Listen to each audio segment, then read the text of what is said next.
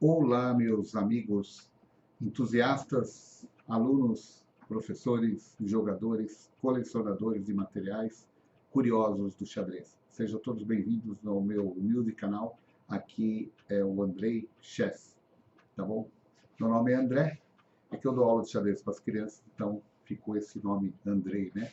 E moro na cidade de Santo André, então meu nome é ridículo. Não soa bem a vida toda, então eu resolvi preferir ser chamado por Andrei. Bom, vamos lá. Se tiver alguma informação, já vou deixar aqui no meu vídeo o meu zap para que vocês possam fazer contato. Eu desenvolvi alguns materiais de xadrez, fabriquei peças numa época, de vários tipos, né? Entrei pelo cano, tentei fabricar peças de resina, peças de madeira, mas tudo bem.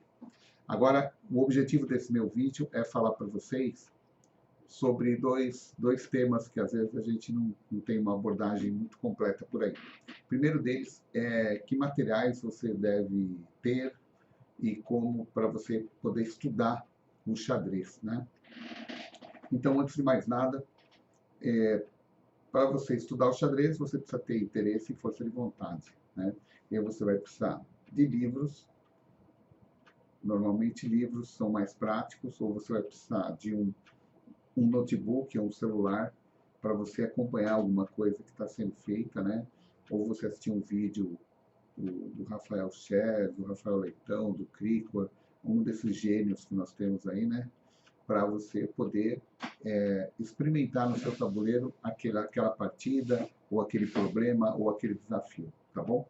Normalmente, eu sou das antigas, eu prefiro os livros, né? Porque a gente tem mais tempo para olhar, não precisa ficar preso no vídeo, né?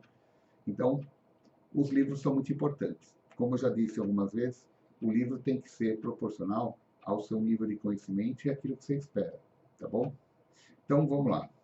Para você estudar o xadrez com livros, né, você tem que ter uma mesa, um ambiente relativamente silencioso, que ninguém te aborreça, e você tem que ter um ambiente bem iluminado, para você enxergar, ver tudo direitinho, né? E você tem que ter um pequeno tabuleiro com peças e o seu livro. E um caderno de anotações. É sempre bom você ter um caderno para você documentar de forma escrita, todo o conhecimento que você está tendo, que você precisar revisar alguma coisa. Eu, pelo menos, o fato de escrever me ajuda a memorizar melhor algumas situações, algumas posições, tá bom? Então, você ter um tabuleiro pequeno, não pode ser um tabuleiro grande. Se a gente parar para pensar num tabuleiro tamanho oficial, né? Tabuleiro grandão, por exemplo. Esse aqui é um tabuleiro antigo, tá?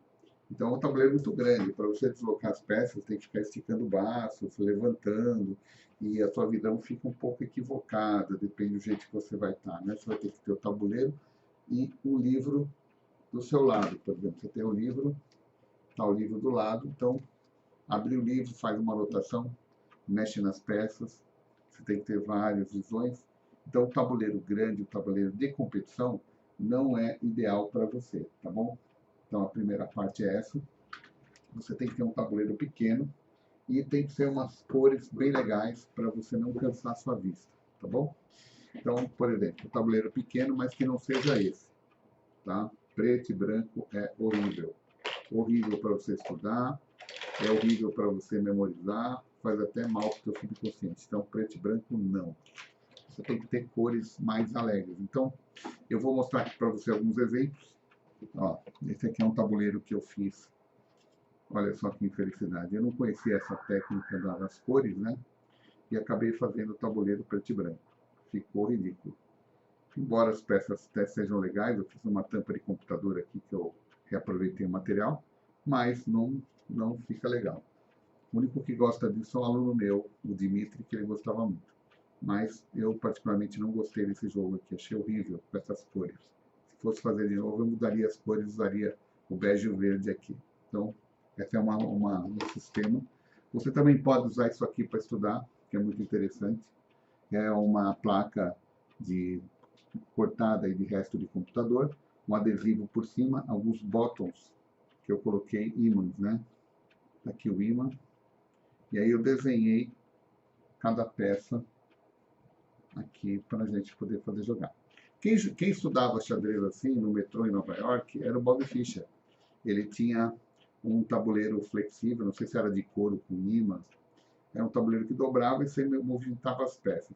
E tinha foto, inclusive, dele estudando assim no metrô, com esse tabuleiro magnético flexível, né? Bem antigo, de couro, e livros em russo, né? O Bob Fischer aprendeu a falar, escrever e ler a língua russa para poder estudar os manuais, os livros, inclusive os últimos lançamentos e documentos editados pelo laboratório soviético. Então, ele estudava no metrô, olha só, tabuleirinho magnético, flexível, e com os livros do lado. Coisa de maluco, né? O campeão mundial fazendo isso. Então, aqui é um exemplo de um tabuleiro magnético pequeno, não é flexível. Pena que eu não tenho aqui para mostrar para vocês o que o Fischer usava, tá? Então, o que eu uso tradicionalmente aqui, que eu acho interessante, é esse aqui, ó. É um jogo muito antigo de madeira, né? Eu adicionei umas moedinhas embaixo para dar peso, né? Senão ficaria muito oco.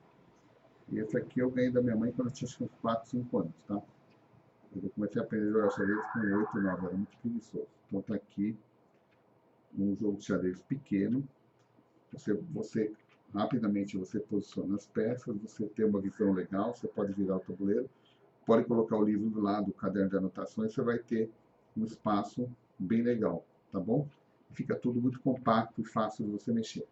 Bom, depois desse, que eu acho muito legal, eu tenho esse aqui da Diane, que são peças escolares que eu coloquei imã, e eu coloquei uma chapa de metal por cima de um MDF, e coloquei um adesivo das cores bege e verde, aquelas cores do tabuleiro Fischer, tá bom? Então aqui tem um jogo da Jenny, escolar, que eu adicionei imã nele, alterei um pouco a rainha para ela ficar mais cabeçuda. Então tá aqui um dos jogos que eu uso para estudar, porque ele não é muito grande, tá bom? Então esse aqui é legal, aquele menorzinho é mais legal ainda. E o legal do ser magnético é que você pode esbarrar, colocar para lá e para cá, e ele não vai, deixa eu ver se ele aguenta ficar de ponta cabeça. Então, é legal o magnético por isso, porque você pode esbarrar, as peças não vão sair do lugar. Tá aqui. Agora eu vou mostrar um outro jogo que eu comprei chinês. Esse aqui é um jogo chinês, meio decorativo, né? Feito para ficar dourado e preto, e as peças são pretas. Olha que legal. O contraste fica terrível, né? Então tá aqui. Eu comprei e nunca usei, porque não gostei dessa história aqui. Foi uma decepção. Parece um formigueiro de coisas douradas aqui. Não me agradou muito. Então esse jogo aqui, um magnético, também um pouco grande para a nossa finalidade, tá bom? E falando de livros, quem quiser para poder dar aula, eu vou dar umas dicas agora. Para os professores iniciantes de xadrez, tem esse livro aqui do João Barroso, 500 checkmates chocantes, que são praticamente centenas e centenas de partidas de personalidades importantes que ganharam em torno de 15 lances deram checkmate. Então, são por isso que chama checkmate chocantes. Vai direto ao ponto, um livro muito vendido nos Estados Unidos para os professores de xadrez, porque é uma coisa inovadora, né? Para quem quer dar aula, você tem que ensinar checkmates rápidos. Se você começar a explicar partidas com 60, 80 movimentos para uma criança, ele nunca mais volta para a tua sala de xadrez. E vai te odiar para sempre o xadrez também. Então, tem que mostrar que o xadrez pode ser eficiente e rápido, como os caras do xadrez romântico, né? Violento, ataque, checkmate rápido, e é isso aí. Tem que colocar na cabeça das crianças esse tipo de jogo. Outro livro muito legal também, do Adriano Caldeira. Esse livro é fantástico para ter uma didática legal, para quem está começando, quer começar a aprender ou quer começar a ensinar. É um livrinho muito básico, muito bom, para você adquirir uma certa técnica de didática com os alunos. Adriano Caldeira, para aprender e ensinar xadrez, tá? Muito legal, parabéns ao Adriano. Outro livro interessante também, que recentemente o professor Mário Vale me indicou, é esse aqui, Como Jogar Bem Xadrez, tá bom? Tem bastante dicas, bastante armadilhas, é um livro bastante completo, né? Muito interessante e muito didático. Quem gosta de história de xadrez, o do Paulo Giusti, né? Esse aqui tem alguns exemplos de partidas, ele mescla um pouco algumas técnicas primitivas, simples, com história de xadrez. Muito interessante, mas ainda não é o livro que eu queria ter, né? Bastante abrangente com a história de xadrez. É um bom resumo, uma edição nacional, muito interessante, parabéns à editora Ciência Moderna, que é o mesmo que colocou lá o 500 Checkmate Chopin, tá bom? E, como sempre, né, vou mencionar aqui os livros que eu ganhei do meu querido amigo John Barroso, aquele que escreveu outro livro, que inclusive está autografado por ele. Ele me deu isso aqui com 5.000 e poucos livros de problemas de xadrez feito pelo pai da Judith Polgar. Também tem esse aqui, combinações que são problemas de vários campeões mundiais durante as suas vidas. Tem aqui mais de 300 problemas interessantes. Depois tem esse aqui um pouco mais avançado de problemas, David Scholes. Depois temos esse aqui, Espetacular Chess Problems. Um pouco difícil, alguns problemas aqui são muito chatos de resolver. Eu não gostei muito, mas é bem pesadinho. Esse aqui também é outro livro de xadrez, muito interessante. E tem o mais bacana de todos, esse que eu ganhei, Como Bom Está o Seu Xadrez, né? Do Larry Evans. Larry Evans foi treinador do Bobby Fischer, e esse livro aqui é dele e tem autógrafo dele. Então é uma coisa inestimável que eu ganhei do meu querido amigo John Barroso. Todos os livros normalmente são desse tamanho, formato, pequenininho. Então você coloca o livro, né, do lado do seu tabuleiro. Então olha só, é o espaço que você vai ter para poder checar os problemas. Então, se você tiver um tabuleiro competitivo oficial, o espaço já fica muito maior. Tanto para você mexer nas peças, como para você deixar o livro do lado e o seu caderno de anotação, tá bom? Então, tá aqui uma ideia que você tem. Também você pode estudar xadrez junto com outro amigo. Você pega um amigo seu legal, convida ele para estudar, e aí vocês pegam os problemas do livro e vão tentando resolver junto.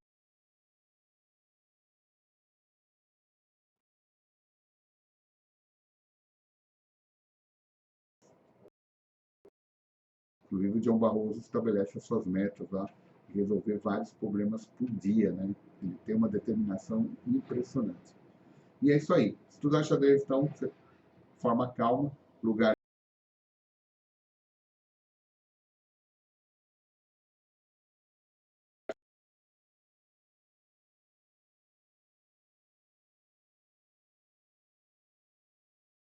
bem visível, que as cores não sejam ofuscantes, né? Você precisa de uma mesa e um local adequado. Fora isso, uma boa amizade também ia ajudar muito você a se desenvolver também nessa questão dos problemas de xadrez. Então, ficou dada a dica aqui do que você deve fazer para começar a estudar, que são os tabuleiros enormes, com peças de tamanho oficiais, tá bom? Então, vamos para a segunda parte. Como você deve recepcionar o seu amigo que você convidou para vir jogar na sua casa? Primeira coisa, né? Você tem que agradecer muito a presença dessa pessoa, porque ele se deslocou, veio até a tua casa. Então, você tem que tratá-lo da melhor forma possível. Tem que ser um bom anfitrião. Primeira coisa é, acima de tudo, você oferecer para esse seu amigo o melhor tabuleiro e as melhores peças que você tem. Ele vai se sentir muito feliz, porque olha a recepção que ele está dando. Ele está me dando para jogar no melhor tabuleiro dele, nas melhores peças, no melhor relógio, e ele vai se sentir muito homenageado, tá? Fora isso, você sempre tem que oferecer algo importantíssimo para os amigos que vêm jogar xadrez na sua casa. Primeira coisa é um café bem feito, um cappuccino, com um achocolatado. Se você quiser ganhar um jogo, dá bastante achocolatado para ele. E talvez um chá, né? Não vai nessa de bebida alcoólica que pode causar outros tipos de problema. De repente o cara bebe um pouco, você ganha, ele fala que perdeu porque perdeu. Então, evita de ter bebida alcoólica, que seja muito forte, né? Se for, seja ponderadamente. Tem amigo meu que me convida, ó, vem jogar xadrez aqui no interior, cara tem casa com piscina, tu chega lá, o cara fica tomando uísque, né, meu? Aí ele perde a partida, depois ele fica chateado. Então, procura não beber nesse momento. Na hora de beber, fala besteira, vai lá na piscina, mas aí não joga para não criar nenhum problema. Então, você oferece as melhores peças, o melhor tabuleiro, oferece bolachinha, lanche, almoço. É muito legal você chamar o cara para jogar xadrez e almoçar na sua casa, né? Ou sair para almoçar, depois volta. Então, é legal você sempre ser um bom anfitrião, para que aquela pessoa fale muito bem de você, né? Você imagina, eu chamo o cara para jogar na minha casa, chega aqui, o cachorro morde a perna dele, não dou café pro cara, não dou chocolate, o cara se sente horrivelmente maltratado, né? Então você tem que ser um bom anfitrião com todo mundo que você convida para vir jogar xadrez, tá? Porque não é um inimigo, né? Ele está se tornando ou é um amigo seu. E o xadrez é apenas uma disputa amigável de nível de conhecimento que vocês dois podem se alternar, tá? Então é isso. Trate bem sempre os convidados para jogar xadrez, que você vai ter surpresas muito boas. E se for menina, se você tiver interesse em namorar ela de repente, aí você pode oferecer um vinho, alguma coisa assim, mais divertida, tá bom? Aí o foco realmente não vai ser o xadrez. Mas se o foco for a partida de xadrez, o seu conhecimento, a sua disputa, trate muito bem o seu convidado. Da mesma forma que se você fizer um torneio, você tem que tratar bem todos os participantes. Não pode deixar ninguém de fora, não pode deixar ninguém com dúvida, não pode deixar ninguém triste, chateado. Procura alegrar todo mundo, e principalmente na questão dos problemas de arbitragem. Porque às vezes uma pessoa que se sente injustiçada, ela nunca mais volta, nunca mais fala com você. Então, é importante haver essa harmonia entre as relações de competição do xadrez. Todos têm direito a fazer questionamento, tem que respeitar a arbitragem e tudo tem que dar certo, tá bom? Então, essa é a questão que eu queria passar para vocês, dos materiais mínimos para você estudar xadrez e também de como você deve receber um amigo para jogar xadrez na sua casa. Sem contar, acrescentando, os presentes. Às vezes as pessoas gostam de presentes. Então você sabe que seu amigo vai na sua casa, compra um presente para ele. Ele vai ficar muito feliz. E se ele gosta de xadrez, compra um presente relacionado a xadrez. Sei lá, compra um jogo de peças, dá um saquinho de peças para ele. Sei lá, dá um relógio novo, se de repente ele está numa condição desfavorável, né? Ou indica para ele alguma coisa legal, tá? Então, procura usar sempre os melhores materiais que você tem para recepcionar o seu convidado. Bom, voltando aqui para o nosso universo, eu queria aproveitar a oportunidade que tem muitos colecionadores que às vezes assistem meus vídeos. Recentemente eu ganhei um jogo que estava faltando uma peça e felizmente eu consegui encontrar essa peça em um lugar completamente diferente e aí completou o jogo. Então eu vou mostrar para vocês esse jogo e gostaria que vocês pudessem, se alguém souber a marca, a procedência, o estado que foi feito, mais ou menos a época, o ano de fabricação, ou a década de fabricação, vocês podem me informar que eu vou ficar muito grato. Dá um minutinho que eu vou pegar aqui para vocês.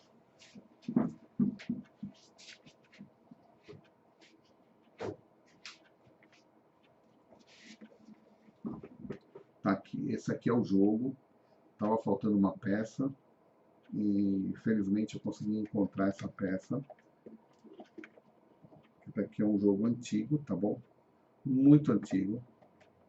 Deve ter aí pelo menos a idade dos Bonato, 30, 40, 50 anos, tá bom? E olha que legal, as peças são relativamente até bem bonitas. Eu achei o bispo até mais bonitinho que o do Bonato. O rei e a rainha tem uma dimensão muito grande. Os peões têm uma particularidade, a base deles é muito pequena, ó. Se você comparar a base do peão com a base da rainha, olha só. Então tá aqui, você tem, deixa eu colocar na posição certa. Você tem aqui um jogo de xadrez muito antigo, se alguém conhecer a característica dele, vocês me falam depois, me informem que eu vou agradecer muito. Da mesma forma que eu não conhecia nada sobre o Bonato, até que eu comprei no colecionador e veio o manual dizendo onde que era a fábrica, lá no Paraná, né? Muito legal. Mesma coisa, você tem um jogo da Jenny, você não sabe nada, você tem que saber quem fabricou, quando foi fabricado, de que estado que veio, né? De que país. Então, tudo isso agrega valor Se você é um colecionador, você tem que ter origem das coisas que você tem. Inclusive, saber de quem você comprou, anota sempre o nome da pessoa que te vendeu, para a gente ter um histórico, tá bom? Você imagina aqui, eu tenho um jogo do Dirk Dagobert, antigo, de repente ele pode ter sido de um grande jogador, amigo do Dirk, de repente até um campeão paulista, campeão brasileiro, né? A gente não sabe, então marca toda a história do produto, do que você tem, para agregar valor a ele. Então, deixa eu colocar de volta. E, finalmente, agora, a gente finalizando o nosso esquema. Quando eu falei para você que o tabuleiro preto e branco era ruim, a solução é o tabuleiro Fischer. Só que esse tabuleiro Fischer não é recomendado para você estudar. É para jogar partidas competitivas e para dar aula de xadrez para alunos. Porque ele tem uma notação algébrica aqui explícita, bem visível, e é um tabuleiro de polipropileno, pintura industrial, numa placa de 2 milímetros, tá? E aqui você tem uma versão madeirada com quadrados de 60 milímetros, também muito legal para quem é tradicional, tem letras e números bem discretos e os quadrados de 60 milímetros. No tabuleiro Fischer, os quadrados são de 55 milímetros, com 2 milímetros de espessura, tá bom? Então aqui você tem o tabuleiro Fischer.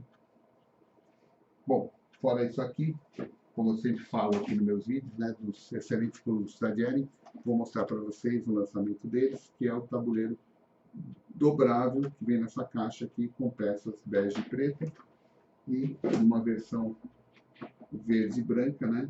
Pena que não é verde e bege, mas aqui é preto e branco. E a Jering desenvolveu peças brancas ótimas, que não alteram sua cor depois de um tempo. Muito tempo atrás, uns 20 anos atrás, eu comprei peças da Jering e elas foram manchando depois de um tempo. E as peças atuais estão sendo feitas com um pigmento especial italiano, que é praticamente eterno. Elas nunca vão mudar de cor.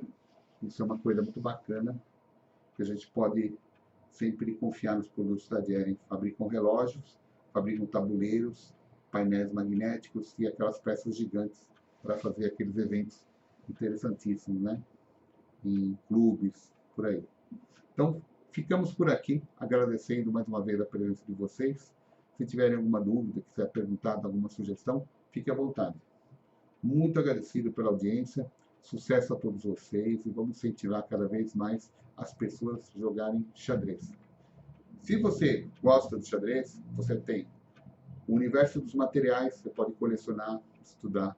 Você pode estudar a história do xadrez, é quase infinita, tem muita coisa para ser pesquisada, descoberta, tá? Tem muita coisa enterrada do xadrez que a gente precisa buscar lá no fundo para realmente reformular a história do xadrez, torná-la mais completa.